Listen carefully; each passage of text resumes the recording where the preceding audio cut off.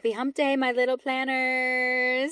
Another episode. We're here. We're here, Cam. We're here. We're back. Oh my gosh. And we're talking about one of the most important aspects of a wedding, the entertainment, obviously, because that's why the guests come. They come for the food and they come for, honestly, the music or like entertainment. So you want to be able to like give your guests this experience.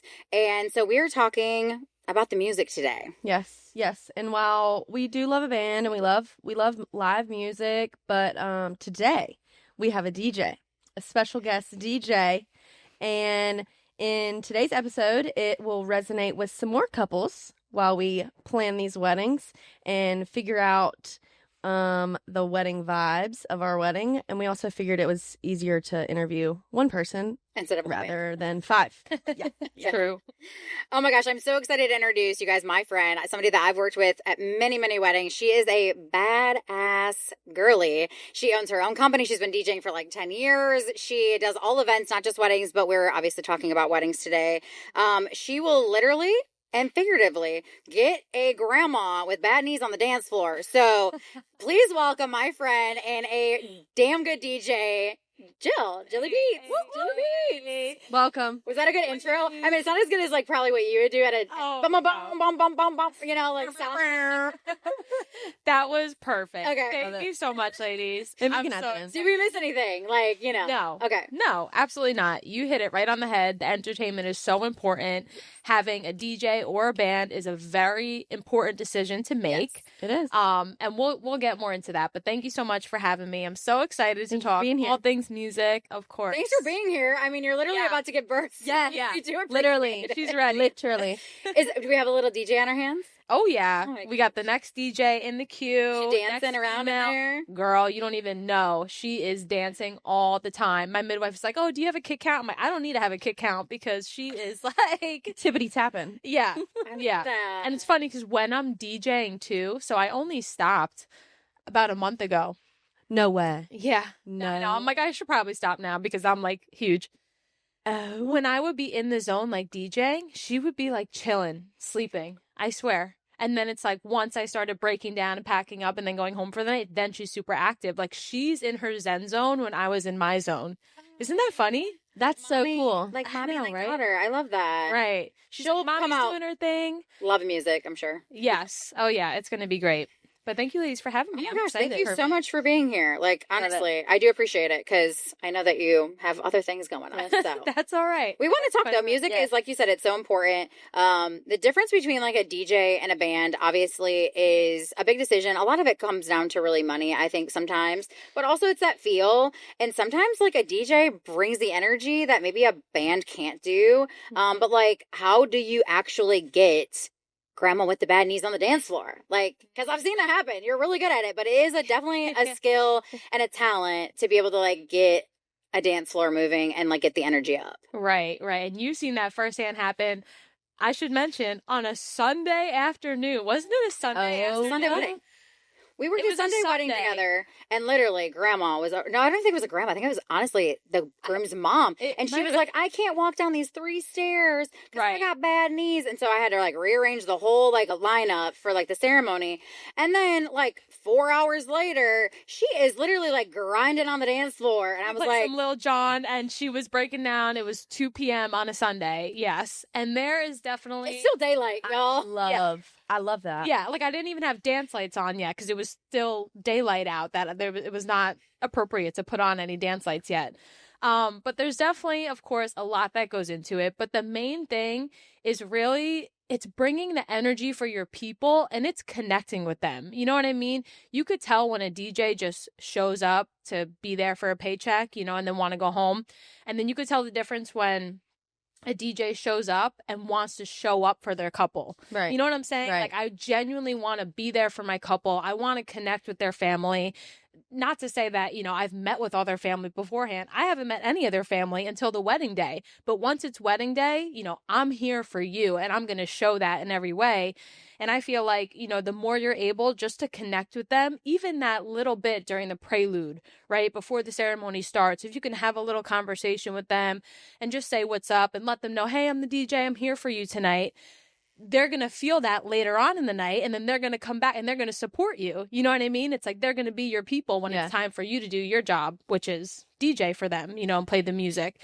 So, of course, reading the crowd, you know, we always hear that, like, the DJ's got to read the crowd, but what does that really mean? That means connecting with your people, right? And listening to them, not just, you know, listening to their requests, but like feeling their energy. Are they liking this? No, not so much. Let me switch it up. What had happened was I literally switched up, I think probably from, I don't even remember, probably from like pop or oldies to hip hop. We played Lil Jon, and that's when Mom or Grandma, whoever it was, came out. Right. What? You never expect like that crowd to come out for that song. Exactly. But that's when it happens, is when you kind of take a step back, you become in tune with what they want, and then you try it out, and then they listen, you know, and then they're there for you. So I love that you do that. That ended up being a really fun wedding too. Yeah. Because it was like earlier in the day. They were like an older couple. They had a very small wedding, nothing crazy. And honestly, it was like supposed to be done by like 9 o'clock or something. But they were so fun. To the end. Do you remember? There was like 3 of them left, 5 of them left on the dance floor. They went to the end till sundown. It was a long day for them too. It was so fun though. You did it. You I did love that you connect with the couple and the family of them, because I've been to weddings where some DJs just kind of show up, do their job, and they're done.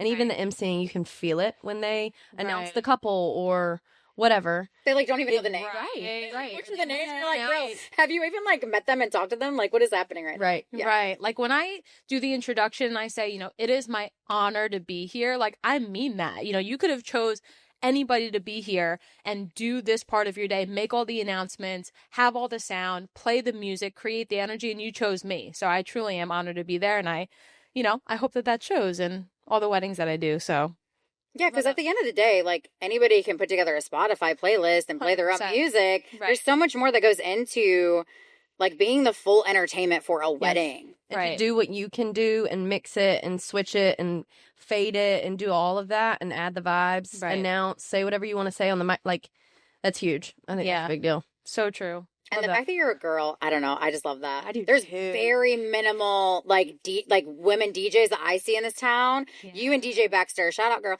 We'll have you on next. But like I like will walk into a room and I'm like, ooh, it is gonna be a fun wedding tonight. I got my girls, and it is just a different energy. It really is. Like I love my guy DJs too, but as a wedding planner, I'm always like, Jillybeatz, when she has her baby, when she's back in action, let's go. And Baxter, she's my girl too. So. No, it is. And it's funny because sometimes people think like, oh, you know, female DJs, we're on like the lower end. But sometimes I low-key feel like it gives me the upper hand, because that's what makes us different. You know, and no knocks on male DJs at all. I have many male DJ friends that are very good friends. I value them. I value everything about them.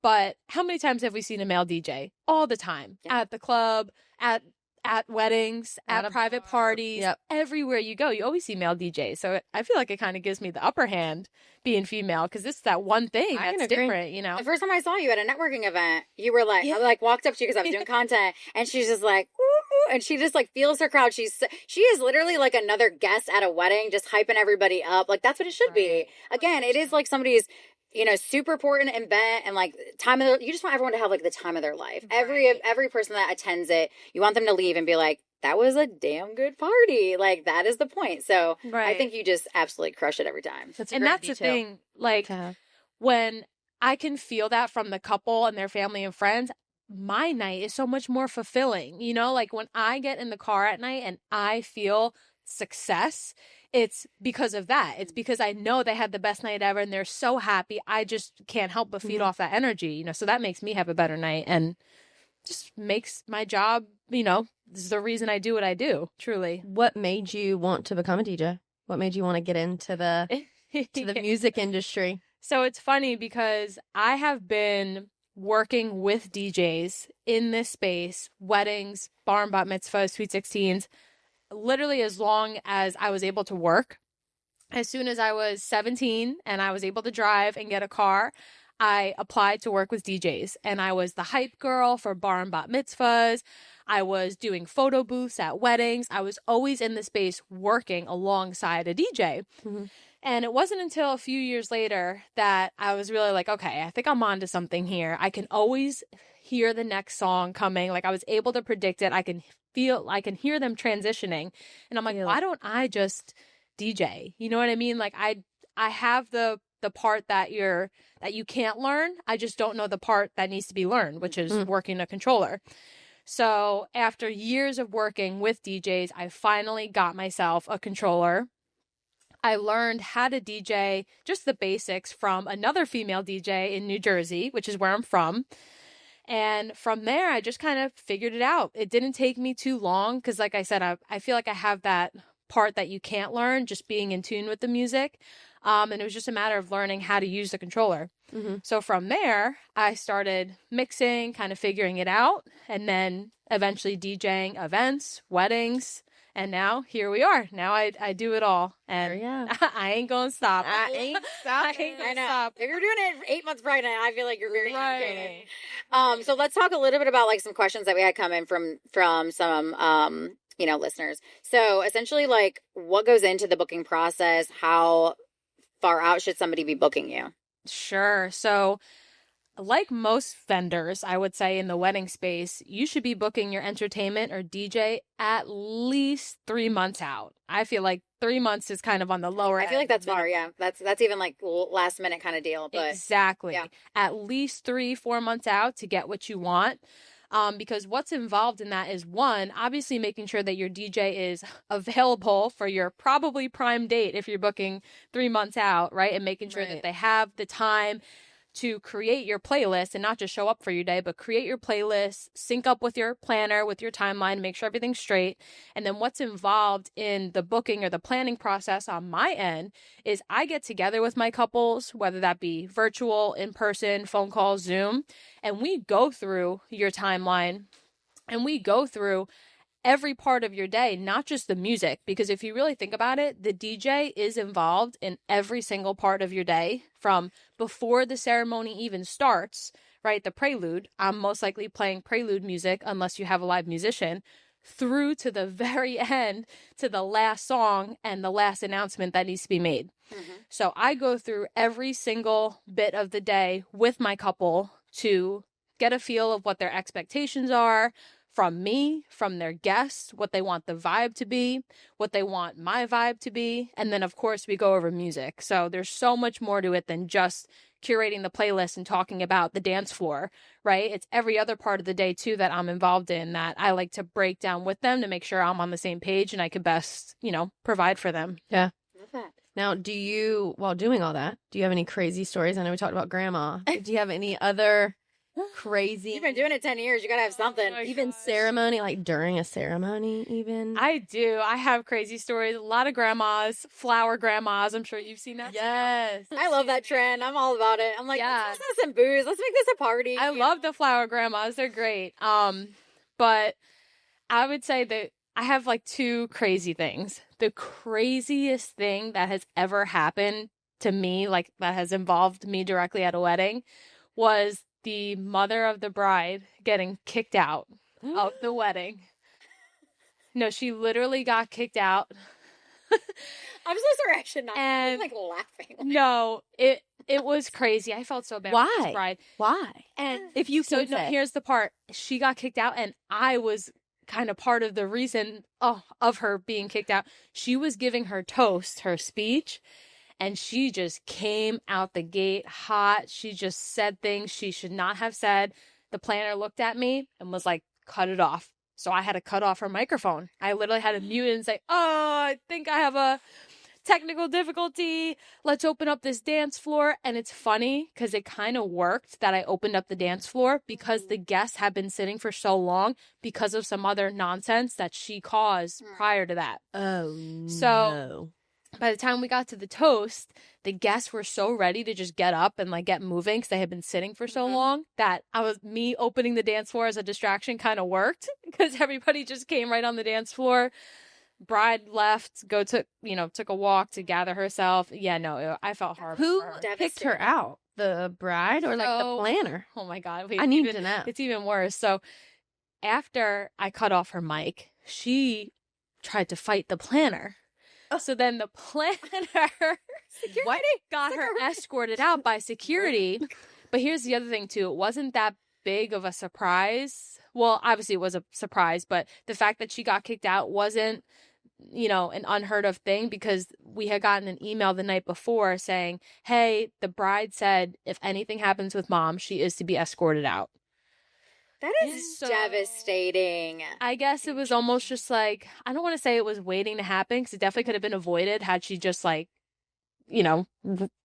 gathered herself and before the toast. But That no, sucks. so Because honestly, like, crazy. that's really sad for the bride. Like, No, that's it such a is. moment. And to have your own mom do that, like, It- obviously we don't know the circumstances of, like, mental health or anything like that. So you hate to, like, assume, but gosh, you would just hope that people would keep it together. I don't know. As a wedding planner, I see this all the time where people very much make the day about them. Right. And they get very caught up in all the craziness and just, like, it doesn't, just the things that don't matter kind of like take over. yeah. And I think that they so often forget, like, it is about these two human beings that you love, that you're coming to celebrate, come together in union. And it is like a secret, like, it's a moment for everybody that And should be she- really special. So that is just devastating for that bride. My heart, like, breaks for that bride, actually. the Like, mom had made it about her too, like multiple times throughout the day. Like there was other thing, and then people were like, oh my God, was she like drunk? No, she wasn't even that drunk.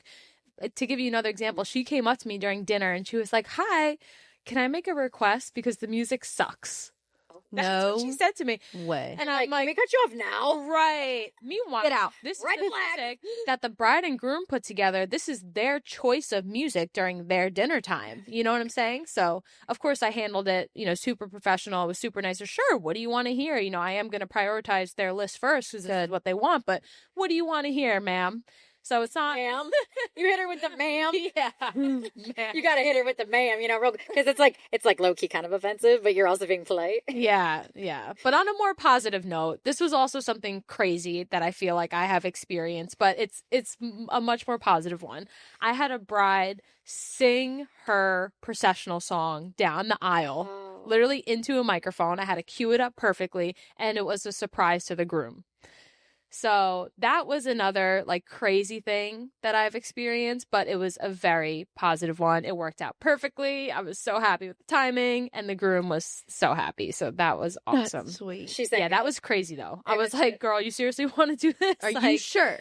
like this is kind because of it's crazy. not even like recorded. Doing it live is like Right. a That's lot. what A I'm lot saying. can go wrong. Because I've been to many weddings, and no hate, no shade. Like, I'm sure technical difficulties happen to us all. Like, Right. whatever. But where like the ceremony, like, sound is going out, like you can't hear the officiant, or the music doesn't cue. I mean, listen, I get it. Like, there's That's what I'm saying. Like so many things, like now I could say it in hindsight, this was years ago. So many things could have gone wrong. Yeah. And it went seamless. Well, Like I it would was require in the contract that if she asks to do that, she has to send a video of her singing.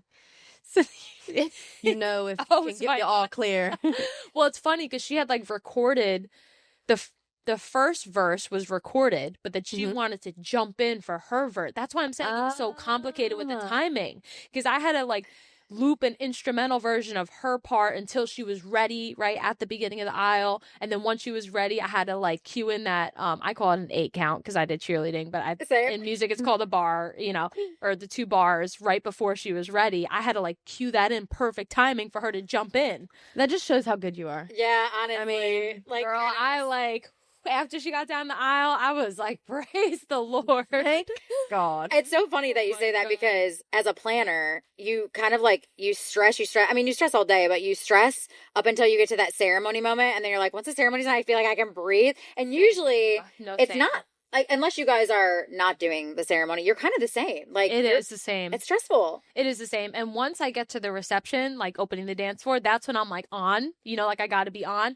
But it's just not as stressful as the ceremony. And I don't want to say it like it's a negative thing. Like, of course it's not a negative thing, but it's high pressure. It's like there's no Yeah. room for error at the ceremony. Not that there's room for error on the dance floor either. But you could easily like maneuver and change and feel the vibes. Exactly. And no one really knows with a ceremony. Like, it's certain music that needs to be played at certain times, and like everyone feels when it doesn't go properly. Right. There is zero room for error on everybody's part. Yeah. For the ceremony. Now, what advice would you give to couples before booking a DJ? Because obviously you can't like sit in on their wedding and be like, oh yeah, that's a good question.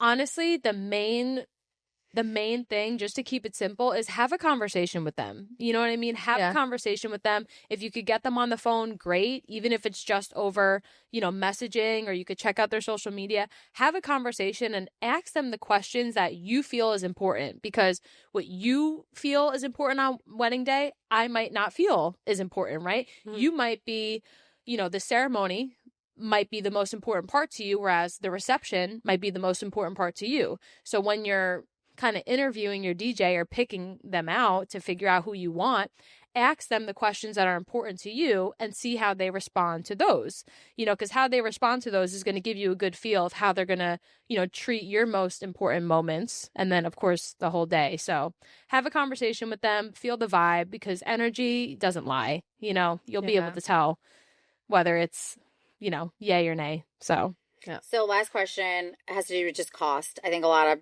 couples want to know like what goes into it. I know that there's some DJs that offer like several different things in their packages, like photo booths, dance floors, that kind of thing. So just talk a little bit about like the cost and like what people can kind of expect on that end. So at the most basic level, you can expect to pay for a DJ's equipment, hopefully some form of backup equipment or some sort of plan B. Don't mean to put any, negative thoughts in your head, but as you mentioned before, technology, fails and things can go wrong. Investing in the DJ's equipment and some sort of backup plan is important.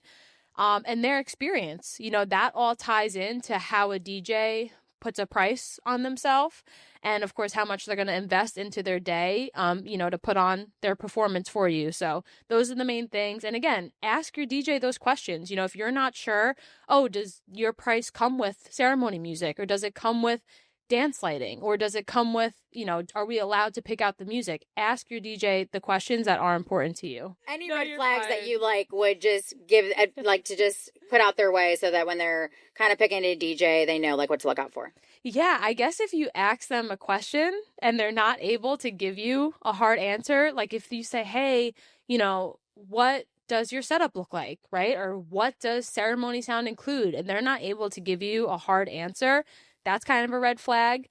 If you ask them, and I don't find that couples do this very often now, but a bunch still will, if they ask you for kind of like a resume almost, hey, can you send me some videos from a wedding you did? Or, where can I see some of your couples' reviews or something? If they're not able to provide that, that's kind of a red flag, because, we're in the age of social media videos. They should definitely be able to provide some portfolio of their work in some shape or form. Exactly.